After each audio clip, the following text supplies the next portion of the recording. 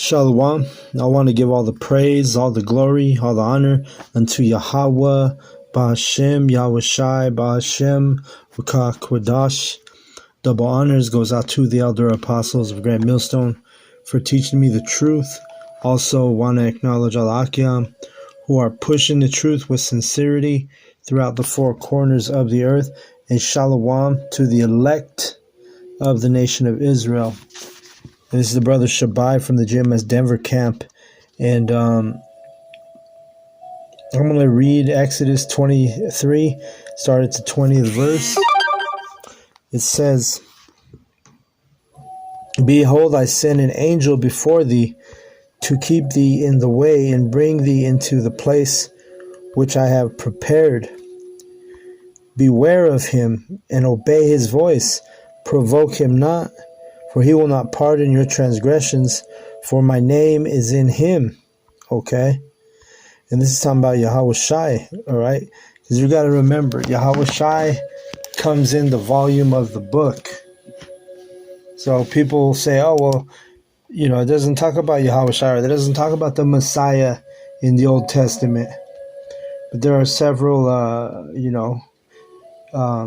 instances where the Most High mentions and is the other men in the scriptures in the Old Testament are prophesying in the spirit of Yahweh Shai, okay?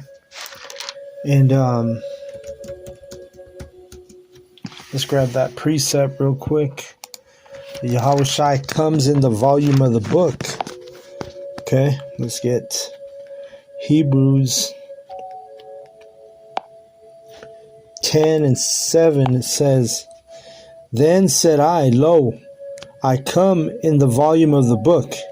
It is written of me to do thy will, O power, the Most High. Okay?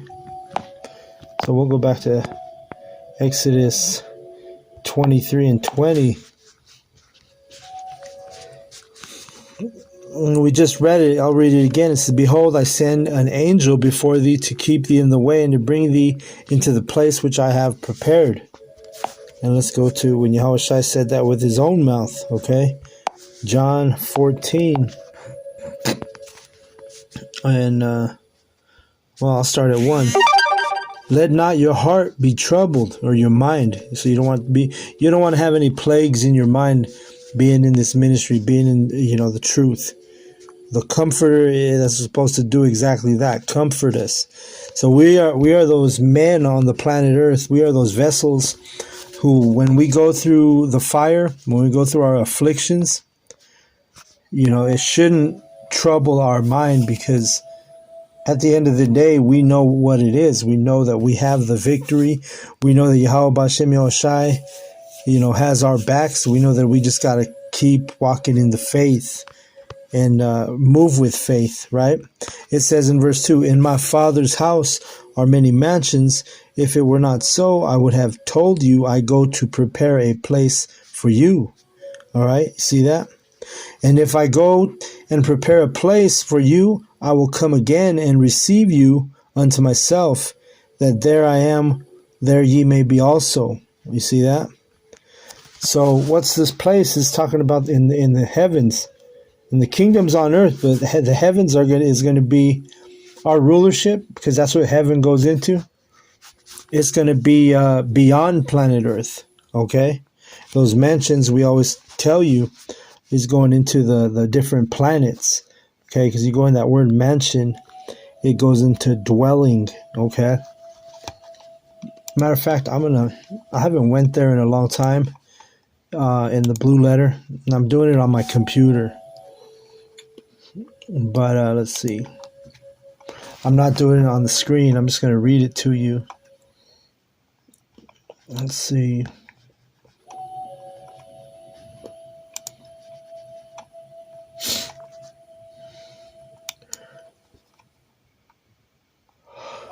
So, you go into that word dwelling in the Greek, or it's mansion. It's Monet, right? Strong's G 3438, Monet. Okay, so that's what mansions is in the Greek tongue. And when you go into it, it says a staying, an abiding, dwelling, right? So that's what it is, a dwelling.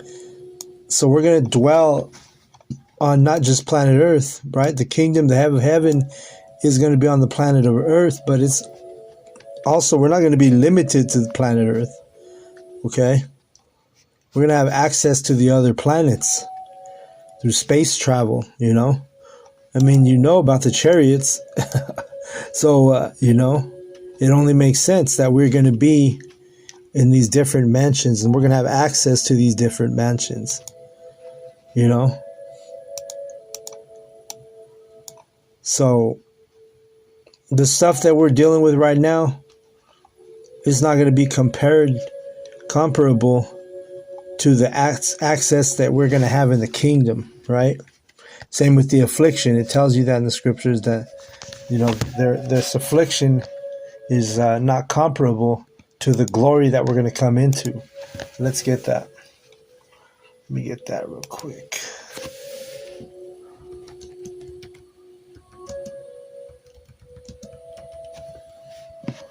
Let's see. It's in 2 Corinthians 4:17. It says, "For our light affliction, which is but for a moment, worketh for us a far more exceeding and eternal weight of glory." So the things that we're dealing with right now in this flesh, you know, all the trials, the tribulations, you know, us being tried in the fire, being, you know, like gold. These things are not going to be comparable to the things that we're about to come into, the eternal weight of glory. This is a light affliction, and it's only for a moment, right? Because, you know, this is a temporary vessel that we're in. These corruptible, fleshly bodies is temporary. But those heavenly, celestial bodies, those things are going to be immortal. And so when we are in the kingdom, we're going to have access to all the different planets, the different mansions, right? As it is written in the scripture. You know, you can't compare. Right now, you might not even be able to go to the other side of you might not even go outside the country. I was going to say outside of the world, the other side of the world, but really a lot of motherfuckers can't even, you know, have the time or have the money or afford to go to a different country, you know, on a different continent or whatever, right? So this is such a limited place and limited, you know, this side is limited tremendously compared to what we're coming into, right? It even tells you in Isaiah 64:4, it says, "For since the world, or the beginning of the world, men have not heard, nor perceived by the ear, neither hath the eye seen, O the Most High, Yahweh, beside thee, what he hath prepared for him that waiteth for him." You see? So we can't even fathom in our mind what were the glory and the you know, everything that we're coming into. It's not even something that, like, when we imagine it and when we talk about it, we're not doing the kingdom justice. We're not doing, you know, what we're coming into. We're not doing it justice because our mind can't even fathom it. You know, they say, oh, you can't even wrap your mind around that. Well, this is something that we can't even wrap our minds around. Even our thinking is limited, you see? So what we're coming into is going to be far more exceeding an eternal weight of glory, like it says, right? So let's go back to Exodus 23. Oh, wait, that's not what I was at. Where was I at? Where did I start off? Was it Exodus 23? Salakia. So it's talking about Yahweh Shai. We just read how he goes to prepare a place for thee. It says, beware of him and obey his voice. Provoke him not, for he will not pardon your transgressions, for my name is in him. This is Yahweh Shai that it's speaking about. All right? But if thou shalt indeed obey his voice and do all that I speak, then I will be an enemy unto thine enemies and an adversary unto thine adversaries. Okay? So Yahweh B'Shem Yahushai, if we're in the right spirit, if we're doing, if we're the elect, then they're going to be enemies to our enemies and adversaries to our adversaries. Okay? And that's the side you want to be on, man. You want to have the two most powerful entities ever, thought of or ever, because Yahweh Shai was created by Yahweh, but Yahweh, that's what his name means. It means he exists in the Hebrew, Yahweh. So he existed. The Most High Yahweh didn't have to be created. You see? But let's read verse 23. For mine angel shall go before thee and bring thee unto the Amorites, the Hittites, and the Perizzites, and the Canaanites, and the Hivites, and the Jebusites, and I will cut them off. Okay, and we know this is going to happen also in our second Exodus, right? Because this is going to be the salvation that the elect are going to receive. The Most High is going to cut off all the heathen. That's what we just read about in verse 23, is the heathen. In verse 24, thou shalt not bow down to their gods, nor serve them, nor do after their works, but thou shalt utterly overthrow them and quite break down their images. And that's what's going to happen when the Most High visit the earth. All these false gods, all these idols, all these different statues that the heathen have set up throughout the planet Earth, and namely Babylon, right? Because we know Babylon is going to be destroyed utterly, where no man's going to dwell here anymore in Babylon, America. But part of the Most High Yahweh B'Shem Yahushua returning and visiting the earth is destroying all the idols and all the false gods. See? The phone chimed on that. It says, and ye shall serve Yahweh your power, and he shall bless thy bread and thy water, and I will take sickness away from the midst of thee. There shall nothing cast their young, nor be barren in thy land. The number of thy days I will fulfill. You see? I will send my fear before thee, and I will destroy all the people to whom thou shalt come, and I will make all thine enemies turn their backs unto thee. Meaning he's going to have your enemies running in fear away from the true power, which is Yahweh B'Shem Yahushai and his people, right? But right now it's only the elect. Okay, when the elect get delivered, the heathen, the 2/3 are going to be destroyed, but they're going to have great fear. Because our people, the 2/3, because they're going to have fear because they chose not to believe the truth. So they're going to pay for that. But in the kingdom, they'll be brought back in their right mind, raised up in righteousness and not in, Babylon, America, captivity, or wherever they've been scattered, which is basically it equals captivity, Our people that are born in different countries, different nations outside of Babylon, America, well, guess what? They have to follow and abide, and they're living among the heathen. The majority of them are acting like the heathen. They're in a mindset of the heathen, right? Let's see.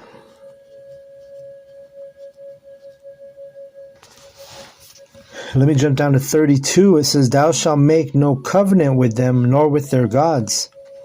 So we're not supposed to make a covenant or a treaty or an agreement with these heathen, especially when it comes to their false idols and their false gods. See?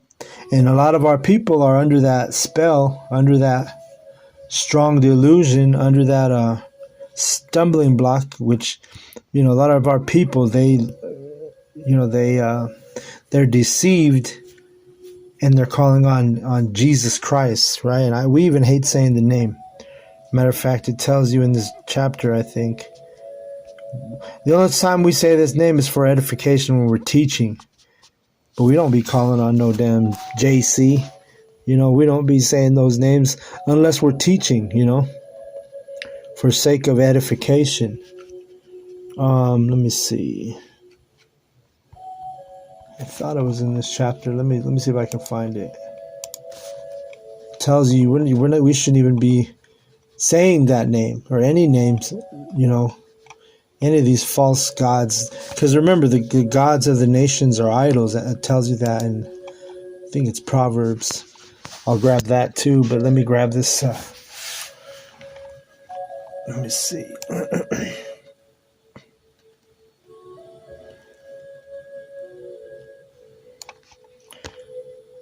Let's see here. Salakia. Bear with me. I'm just trying to find this preset. Yeah. Yeah, here we go. I was right there.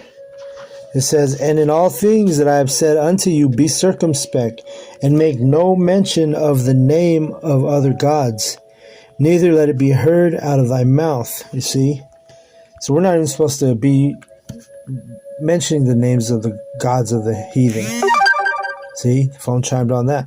We're not supposed to be calling on the name Jesus Christ. That's a heathen lie. Okay? There's no J in the Hebrew. There's no J sound in the Hebrew. So when you call on Jesus, you're calling on the gods of the heathen. You're calling on a god of the other nations, which is no God at all, right? Let me see. What was I going to grab?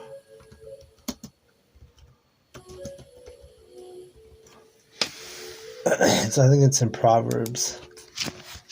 Or okay, Psalms. I was tripping. Psalms 96 and verse 5.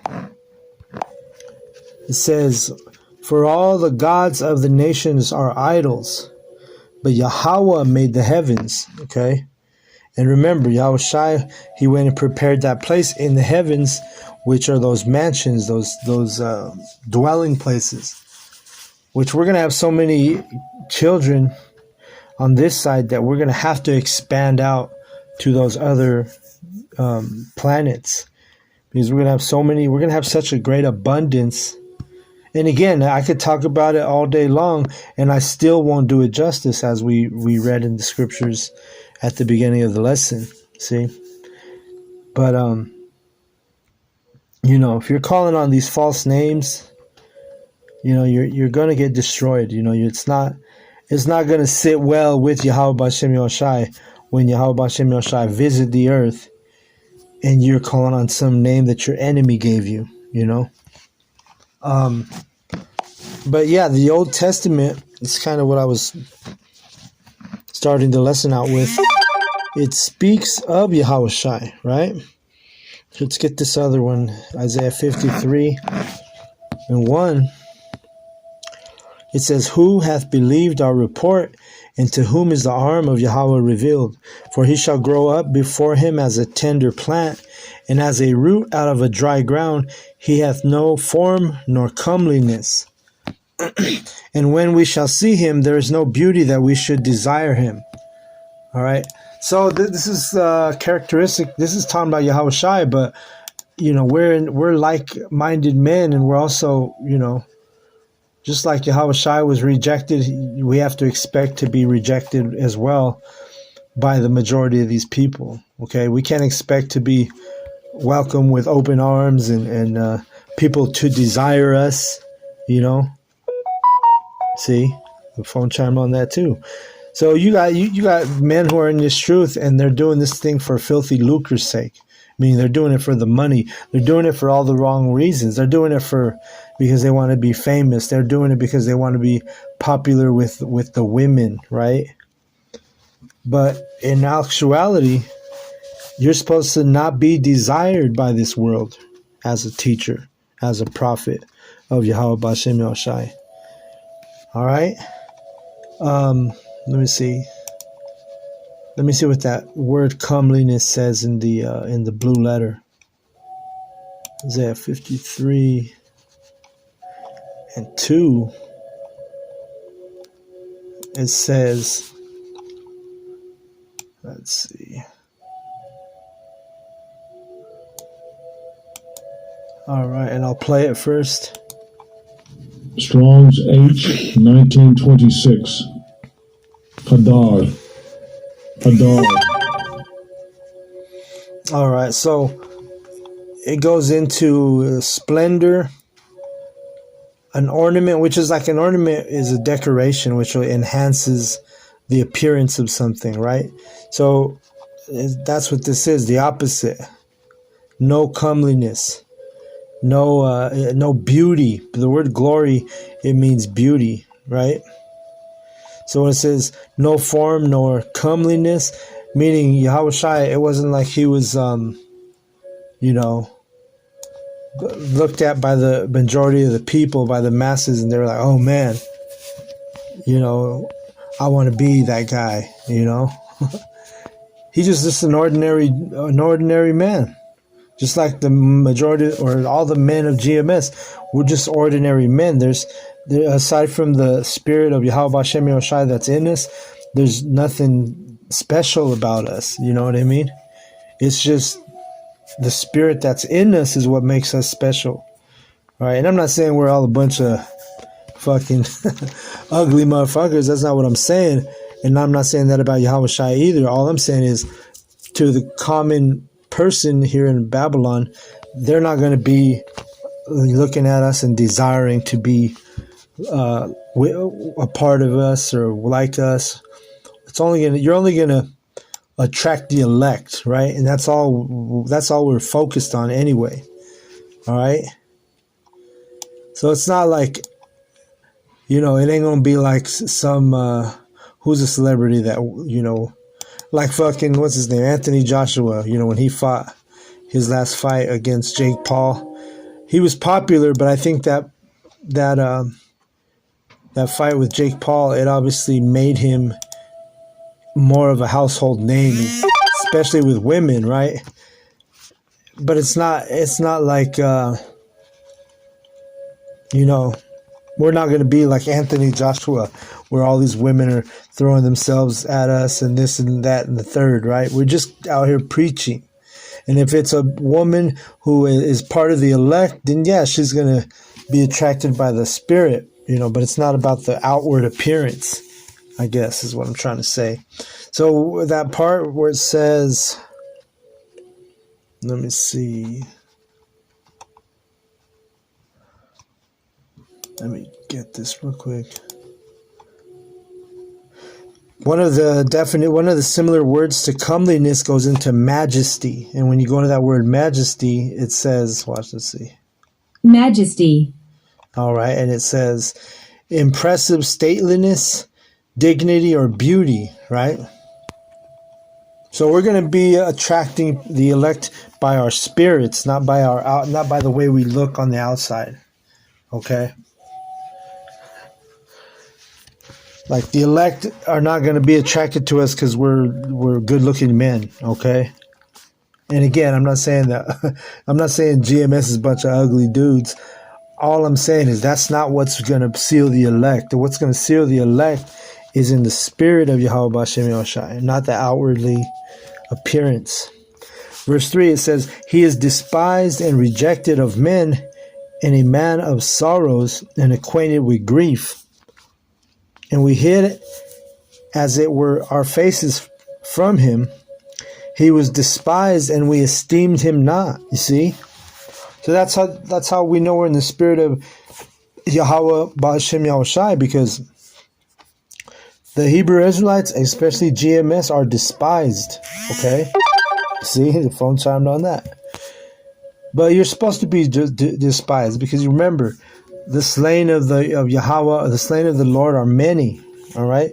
So the ones who are not, there's going to be way more people that don't believe this truth, or don't believe this message that the Heavenly Father has given us, right?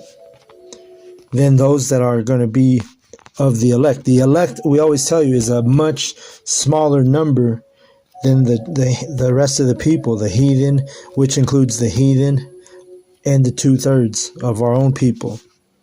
Okay? Even our own people reject us, right? Even our own people despise us, right? And they esteem us not, right? Let's go in that word real quick. Let me get that word esteemed.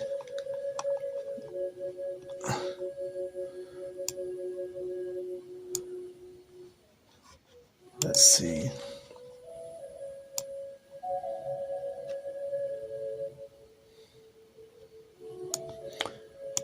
All right, so esteemed, okay? We got it in the Hebrew, it's Strong's H2803. Chashav. chashev, Chashav. okay?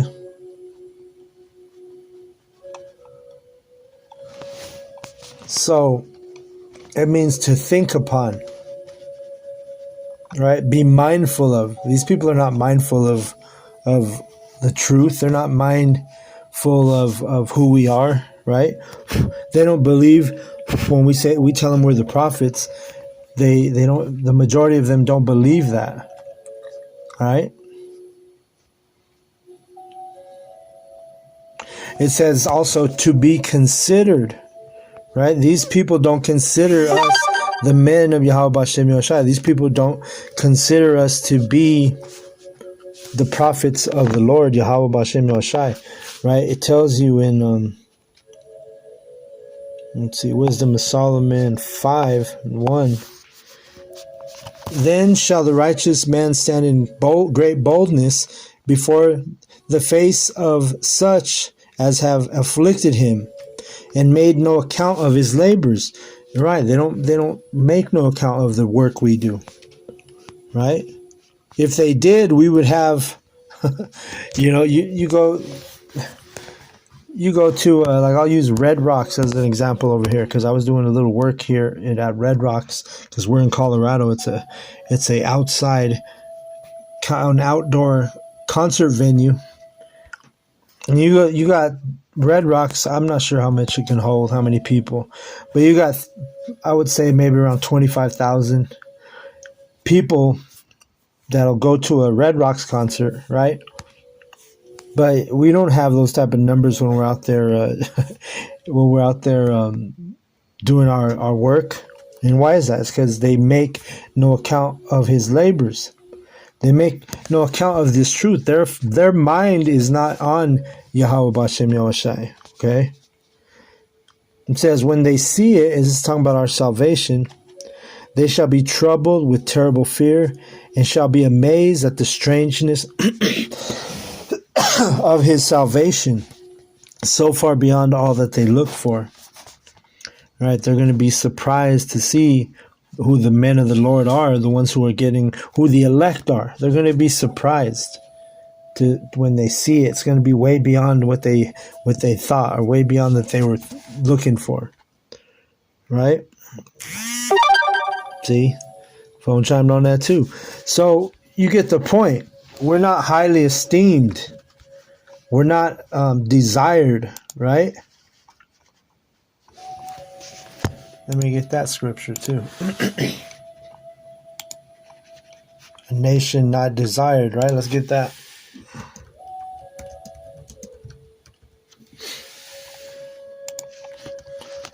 Go to Zephaniah 2:1 for that. So like, yeah. It's by, here we go. Zephaniah 2:1. It says, gather yourselves together. Yeah, gather together, O nation not desired. Okay? So this nation it's talking about is the Israelites, the nation of Israel, the true Israelites. We're not desired. These heathen, they look down upon us. Our own people look down upon us because they get caught up in all the places where they've been scattered, and their belief system, their mindset, their morals, their values is totally contrary to the scriptures and to the truth.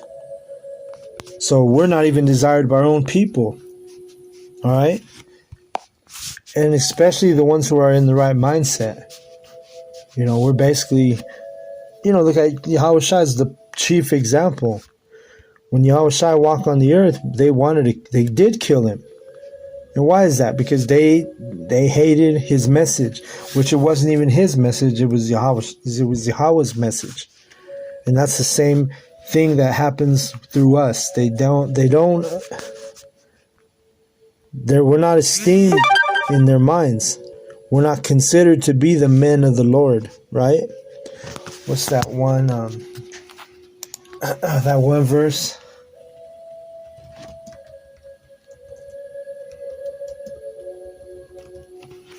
They think that we're ignorant and unlearned, right? But they're going to find out, you know, through the Holy Spirit and through the prophecy. These people are going to find out who the true men of the Lord are. But for now, that's why it says the patience of this. Here's the patience of the saints, meaning we have to have patience. Also, meaning we have to suffer before these prophecies come, where we are, you know, come into our true glory as Yahweh Shai did, right? Which our true glory is not going to be in this flesh. It's going to be when we go up in those chariots and where our bodies are changed in the twinkling of an eye, right? Acts 4:13, it says, this is how they look at us. Now, when they saw the boldness of Peter and John, who were disciples of Yahweh Shai, right? It says, and they perceived that they were unlearned and ignorant men. They marveled and they took no knowledge of them, that they had been with Yahweh Shai. You see? So these people, they look at us like we're nothing, a lot of them. They think we're a joke sometimes, right? They mock us. They scoff us, right? They want to argue with us, which we don't argue because we argue, we defend the gospel and we defend this truth. And we know we have the truth. We don't have to wait and hear your opinion or your side of the story, or what we don't want to hear what you believe, because the men who are of the 144,000, we already know what we worship. We already understand the truth. We already you can't sway or persuade or convert somebody who is in the spirit of Yahweh Bashem Yahushai, somebody of the elect. You can't fuck with that spirit. That spirit is in a foundation since the beginning, before the foundations of the earth. The elect have had those spirits, which, you know, are founded on that cornerstone, which is Yahweh Shai. We have the same spirit of Yahweh Bashem Yahushai, and we can't be removed from that position if we are of the elect. We can't be removed from that. Nobody can take that away, right? It says in the scriptures, let no man take thy crown. Well, none of the elect are going to let anyone take their crown. Okay? It's preordained, predestined. We are pre-programmed in our spirit by Yahweh Bashem Yahushai to be the elect. And there's nothing that can change. If you're ordained as being the elect, there's nothing on this planet Earth, like they say in the world, nothing on God's green earth. There ain't nothing on Yahweh's green earth that can take you and remove you from being the elect, okay? Let's get this real quick.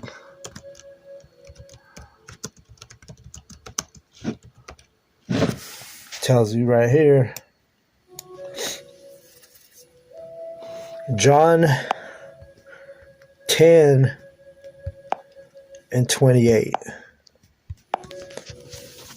It says, and I give unto them eternal life, and they shall never perish. Well, you know what? I should start back here. You know what? I'm going to start at...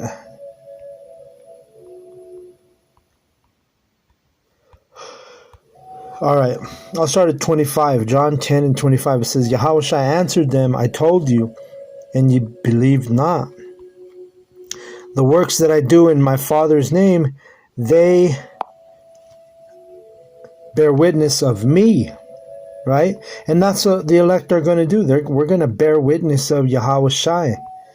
Like right now, I'm telling you, I started out in Exodus 23, and then I went to Isaiah 53, and I'm bearing witness of Yahushua. I'm telling you and showing you in the scriptures that he's in the volume of the book. He's not just in the New Testament, like a lot of these pagan Christians try to tell you. Okay?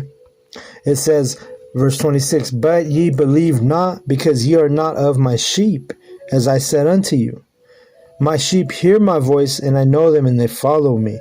Remember, we read let's go back to it real quick. Exodus. Where is it? Exodus 23. It says 23 and 21, beware of him, it's talking about Yahushua, and obey his voice. We just read it. The sheep hear his voice and follow him. Which are the sheep? Are the elect, the ones who can't be removed. If you're of the elect, man, the Most High is going to guide your spirit to the promised land. The Most High is going to guide you to salvation, no matter what you do, okay? You can't, if you're the elect, you can't even fuck that up, man. You can't fuck up and oh man, I'm not the elect no more, dog. No, it doesn't work like that. If you're preordained, predestined to be the elect, you just gotta ride out the course. You like they say, what's that phrase they use in the world? Not it shall all come to pass, but it shall. You gotta let nature run its course. Those type of phrases, that's how it is for the elect. Just let nature run its course, be in the spirit. Do the stuff that you can, that's in your control. Like teach, study, read, look your words up. Okay? It says here in verse 4, Ephesians 1 and 4, according as he hath chosen us in him before the foundation of the world, that we should be all holy and without blame before him in love, having predestinated us, which are the elect, unto the adoption of the children by Yahushua HaMashiach to himself, according to the good pleasure of his will, to the praise of the glory of his grace, wherein he hath made us accepted in the beloved. And who's the beloved? The elect. Who's the predestinated? The elect. Who's the ones who had chosen before the foundation of the world? The elect. Okay? So let's go back to John 10.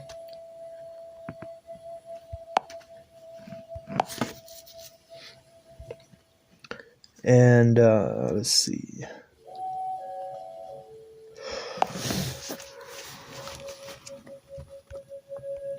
Okay, verse 27, it says, my sheep hear my voice. Remember, the sheep obey the voice. And I know them, and they follow me. Okay? And I give unto them eternal life, and they shall never perish, neither shall any man pluck them out of my hand. My Father, which gave them me, is greater than all, and no man is able to pluck them out of my Father's hand. So if you're of the elect, nobody can take you out of this truth. Not no person in the flesh, not a woman, not a beautiful girlfriend, not a piece of ass, not a goddamn thing could take you out pluck you out of the Father Yahweh Bashem Yahshua's hand. If you're the elect, you ain't going nowhere. Okay. We just got to live it out, man. Let nature run its course. You're going to fuck up. You're going to fall sometimes, right? It says the just man falls 7 times, but he gets back up. So the just man is speaking of the elect.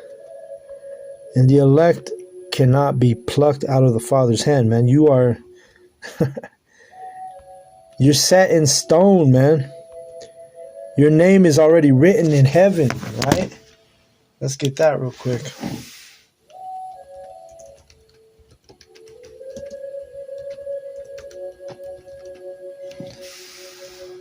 Because everything we always tell you, this prophecy has already been written. The elect have already been written. Okay? Let's get this real quick in Luke 10.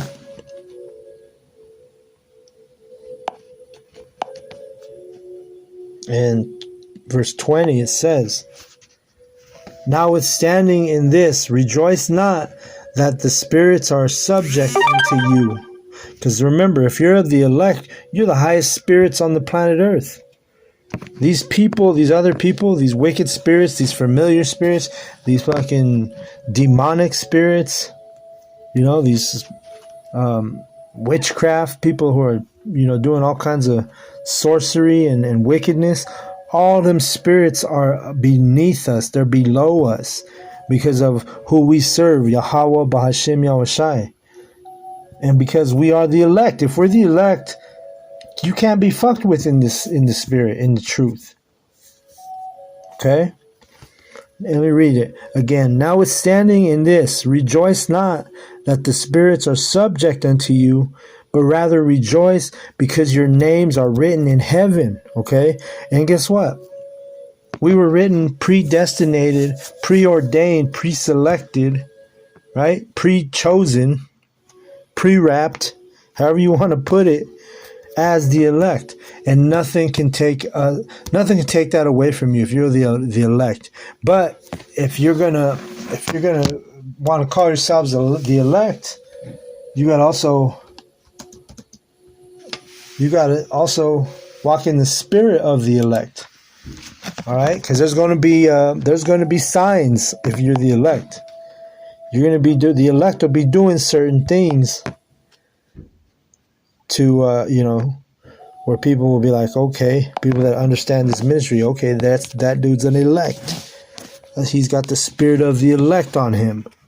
See, Isaiah 42:1, "Behold my servant whom I uphold, mine elect, in whom my soul delighteth. I have put my spirit upon him, he shall bring forth judgment to the Gentiles."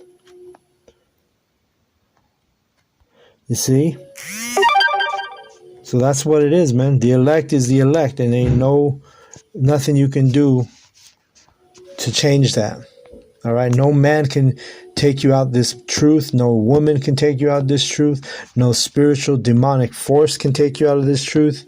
Hey, the elect is the elect, predestinated, preordained, pre-written. Our names are written in the book of heaven, right? Our names are written in the I mean, if your name is written in that book as the elect, it's game over. Nothing can change it.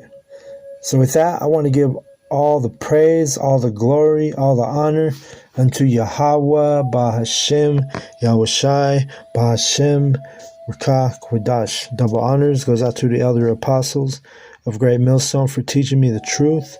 Also want to acknowledge Al-Akyam, who are pushing the truth with sincerity throughout the four corners of the earth. Shalom, shalom, shalom to the elect, all right?